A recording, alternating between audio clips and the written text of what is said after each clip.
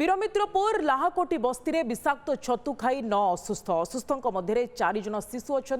समस्त को वीरमित्रपुर मेडिकल में भर्ती करा शनिवार विषाक्त छतु आनी रोषे करी खाइबा परे समस्त बांति होता पर समस्ते असुस्थ अनुभव करिबारु मेडिकल में भर्ती होते तेज विषाक्त छतु ना अन्य कारण रही तार तदारक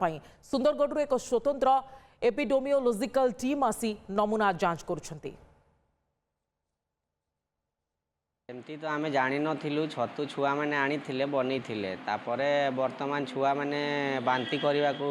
आरंभ करें जिते खाइले जोर जोर बांति होता फिर डॉक्टर आज्ञा मैंने जिते मेडिसिन देले आमको जिते मेडिसिन देले सब औषध देले तापर जाइकी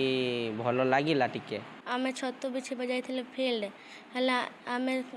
फिर आणलु फिर बुढ़ी मान को देखलु तो कहला खाइबा छतु तो आम रांधि कर खाईदेलु तो देखलु फिर 1-2 घंटा पर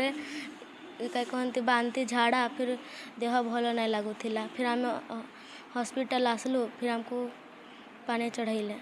पेसेंट तो कंप्लेन कर छतु खाई आसछंती कि रेक्टाल स्वाब आ ब्लड सैंपल सब नि चेकिंग तो सेटा रिपोर्ट आसिले भी कन्फर्म कर किंतु कंडीशन देखिए माने ये देखिए लगुचे छतुरु होइछि